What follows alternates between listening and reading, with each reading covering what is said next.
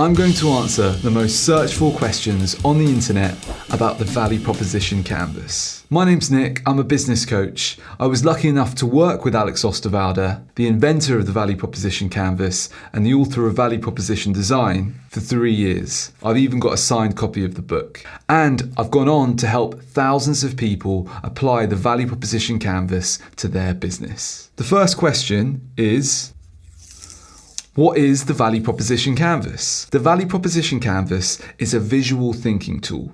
It helps you get really clear on what customers' needs are, and it helps you get clear on what your offer is and how it helps your customers. In my experience, when people have a new idea, they jump straight into building it. And that means they have a product focus or a technology focus. And that means they end up building something probably that people don't really want. By using this canvas, you put yourself in your customer's shoes, and therefore you're more likely to create a new product or service that they really want. The second question is, how do I fill out the canvas step by step?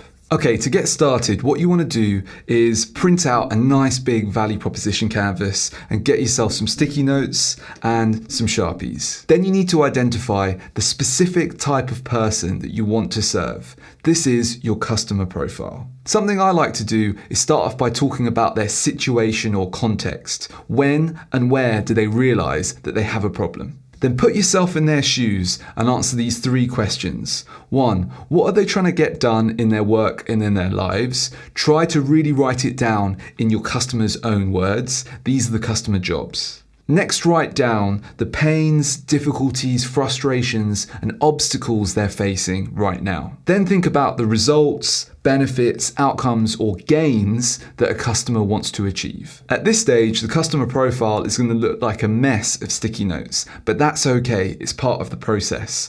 Now what you can do is prioritize them from most important to least important. On the other side, we have this square, and it's called the value map.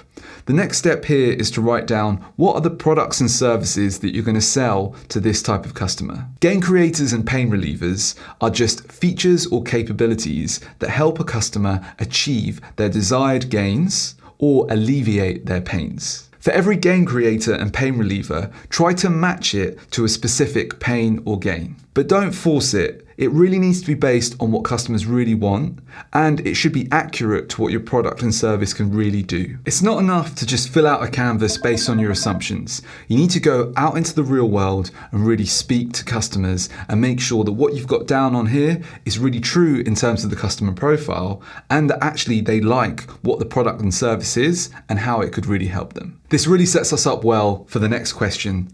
How do I gather real customer insights? I like to run customer profile discovery interviews. This is where I go out and speak to people that match the profile of my target customer, and I'll then show them one of these customer profiles and then ask them what they're trying to get done in their work and their lives, what are their pains, their difficulties, frustrations, and what are they trying to achieve, what are their outcomes, their goals, their dream results. And then once we've mapped out the customer profile together, I'll just check by asking them, 1, what do we need to change because it's not quite right? What should we add because it's missing? What should we take away because it's wrong? And 4th, what are the most important jobs, pains, and gains? I don't just run one customer profile discovery interview. I'll do many of these and take the results and put them in a digital whiteboard.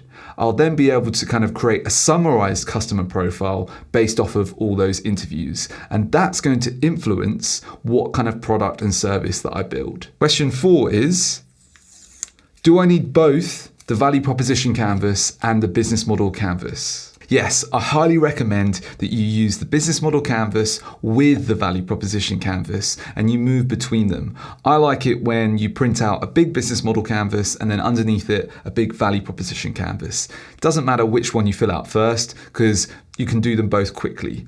What you want to do is use the value proposition canvas to make sure that you're really creating value for customers, and then you can use the business model canvas to zoom out and look at the whole story of your business. Alex Osterwalder is from Switzerland, and I like to say he designed these tools like a Swiss watchmaker designs watches. Everything just fits together perfectly. There's no duplication or unnecessary parts. They work together in unison beautifully, so use them together. The next question is, how often should I update the canvas? The value proposition canvas is not a static document. It's something that you should be constantly updating. And it also depends on what stage you're at. If you're still trying to learn about your customers, well, you might be updating it multiple times in a day. But if you're working in an established business and your product's been around for quite a while, then maybe you'll only be updating your value proposition canvas every few weeks. This is a really common question I get in workshops. So are pains just the opposite of gains? No, they're not. Think of it like this. Imagine you're on a date and you want to pay for the meal with your credit card. If the credit card works, is that a gain? Is that a benefit? No, you expected that.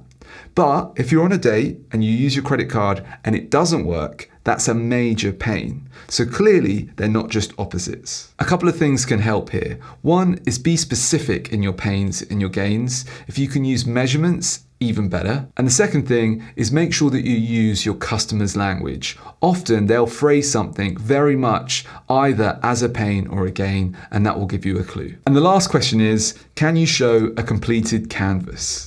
Yeah, if you want to see a completed canvas, you should click here and watch this video next, where I show 3 value proposition canvas examples of successful businesses. What are you waiting for? Click here. I'll see you in the next video. See you later.